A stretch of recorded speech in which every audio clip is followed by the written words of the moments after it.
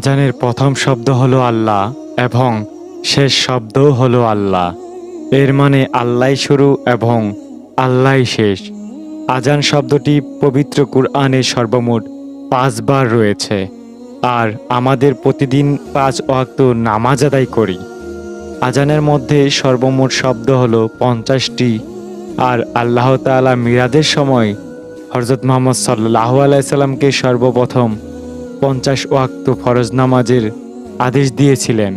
পরে তা কমিয়ে ৫ ওয়াক্ত করা হয়েছে। আর সহিহ হাদিস বলে, একজন ব্যক্তি ৫ ওয়াক্ত নামাজ আদায় করলে আল্লাহ তাআলা তাকে ৫০ ওয়াক্ত নামাজের সওয়াব দান করবেন। আজানের মধ্যে সর্বমোট ১৭টি ভিন্ন অক্ষর রয়েছে।